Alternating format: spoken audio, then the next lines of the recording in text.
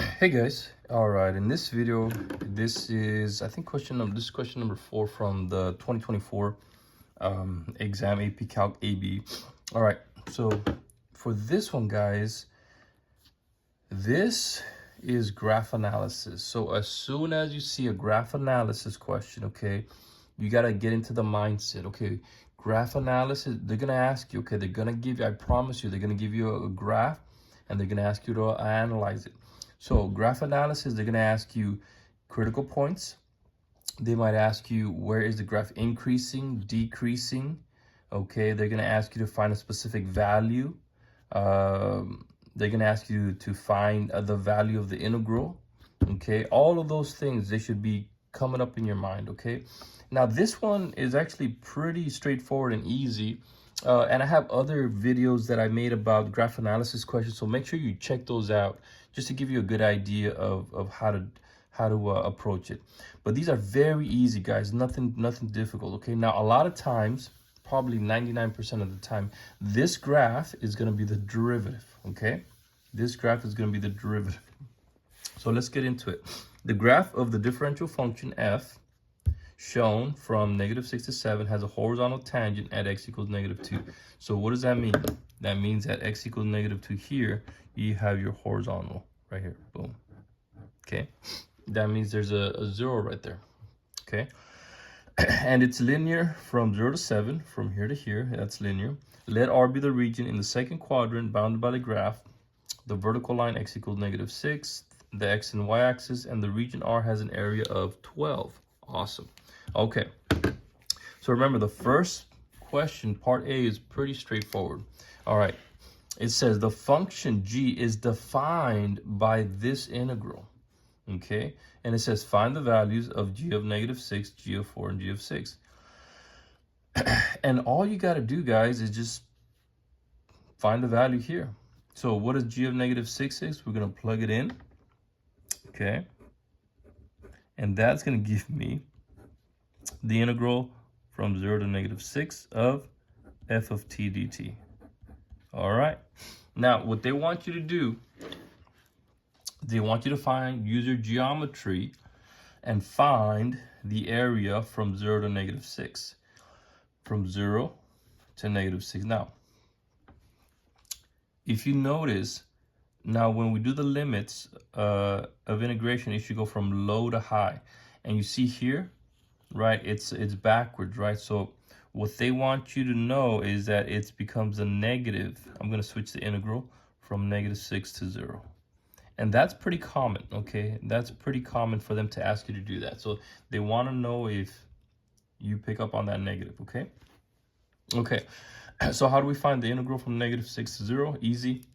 The area under the curve right here. From -6 to 0, what's this area right here? Well, they tell you it's an area of 12. So this guy is going to equal to -12. And that's it. Very simple, very straightforward, not hard at all. All right, let's do g of 4. G of 4, the integral from 0 to 4, f of t dt. All right. So what they want you to do is use your geometry to see if you can figure out the area. So from 0 to 4, and you got to recognize this is a triangle. 1/2 base times height, 1/2. The base is what? 1, 2, 3, 4. The height, perpendicular height, is 2. Okay. The answer is 4. That's it. That is it. I mean, it doesn't get any easier than that. All right. G of 6. Same thing, the integral from 0 to 6, f of t dt. All right. What does that become? All right, from 0 to 6. Now, we're going here. Now, if you remember, this triangle here has an area of, what was that? What did it say, 4? Okay. Now, if you notice, this is below the x-axis, right? So that's going to be a negative. Okay, the integral is going to have a negative value. So same thing. So we're going to have, I'm going to have 4 here. So 4 minus, and then this area here.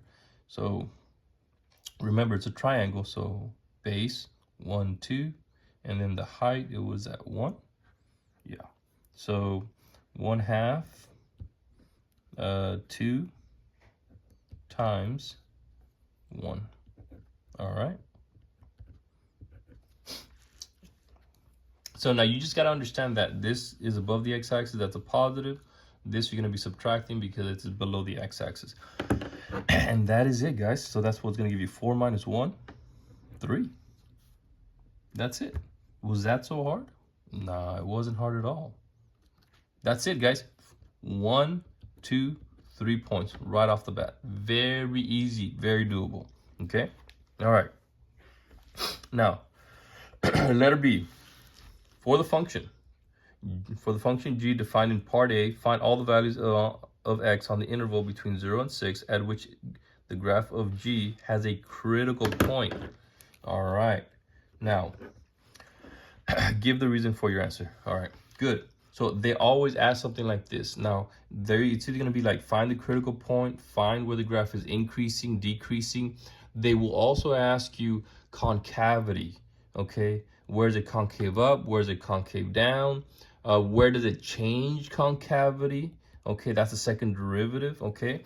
And now I have other videos that that I've gone through other questions that kind of go through that. So make sure you just kind of take a look at those.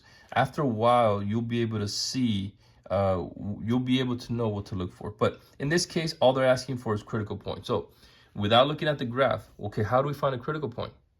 That's right, derivative set it equal to 0, right? So where's the derivative equal to 0? Well, guess what? This is the derivative. This is the graph of the derivative. Where does it equal 0? Right here. Boom. There you go. There's your critical point. Okay, and look at right here. All these are derivatives. All these are slopes. These are derivatives. These are positives. And then after the 4, these are negatives. Right? That's it. There's your critical point. Okay, so how would you say that? Okay, how would you write that? Because it says give a reason for your answer. Okay, and there's a couple of ways that you can say this. You can say that the function g, you can say g prime of x is the graph of f of x. Okay, and then you can say g prime of x equals 0 at x equals 4. All right. So it tells you it's a critical point. Okay. And then you can just say, and I'm just going to do it fast for the graph changes from positive to negative at x equals 4,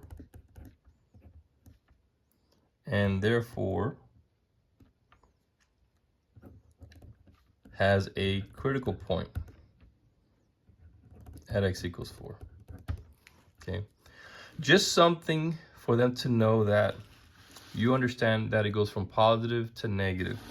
Okay, and that there's your critical point. Okay,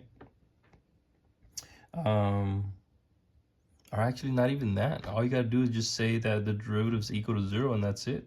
Yeah, I think that would be all it. Yeah, I think this would just be it. Just g prime of x equals 0 at x equals 4. Yeah, I was just reading too much into it. But I mean, it's as easy as that, guys. I mean, that's it. That's it. And that gives you 2 points. Yeah, that's it. All right. So that's how easy some of these questions can be. All right, part C.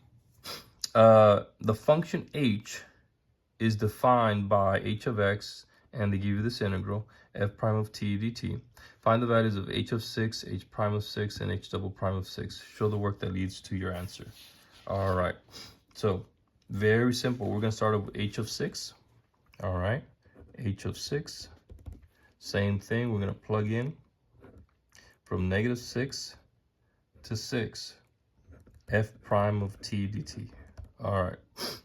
And this, they're going to want you to use the fundamental theorem of calculus, okay? All right. Well, what happens when you take the antiderivative of f prime? Easy, okay? You get f of 6 minus f of negative 6, right? Because when you take the antiderivative of f prime, right, you get f, okay? Well, guess what? This is the graph of f, okay? So what's f of 6? Okay, we go to our graph, f of 6, oh, well, that's -1, okay? So you write -1 minus, and what's f of -6? Well, -6 is over here, that is 0.5, okay. -1 minus 0.5, and that's going to give you -1.5. And that's your answer for the first one, h of 6. And that's it. All right. The next one, h prime of 6. All right. Now, what does that mean? That means we're going to end up taking the derivative of this guy. Okay. So that's what that means. So there's a couple ways you can do it. So -6 x prime of t dt. All right. I'm just going to do dh dt, right? The derivative and the integral, they simplify each other out. So all you have left is f prime of x.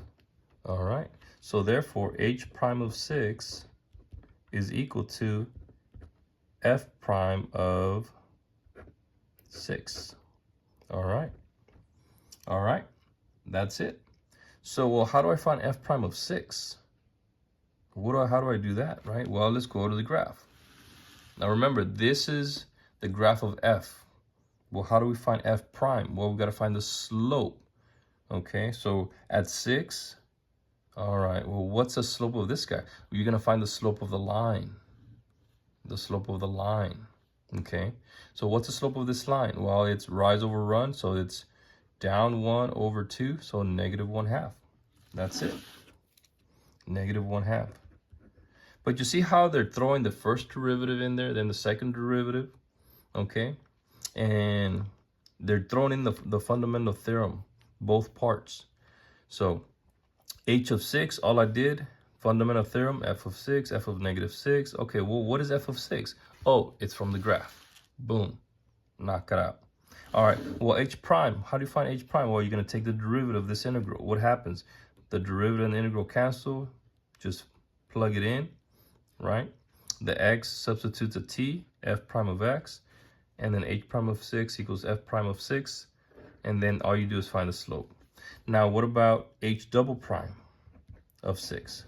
Well, h double prime, what does that mean? Well, you have this relationship, don't you? Well, if you're going to do the double prime, that means you got to take the double prime of this guy. Okay. Well, how do I find f double prime of 6?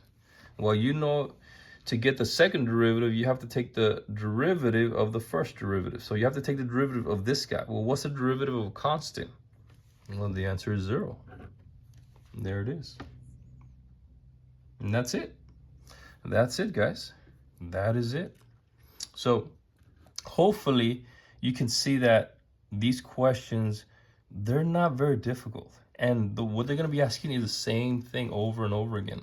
Okay. But when you see graph analysis, think, okay, critical point, where is it increasing, decreasing? They're going to ask me to find the value under the curve. Okay. But guys, this is very, very doable. All right, guys, hopefully that helped you out, and I'll see you on the next one.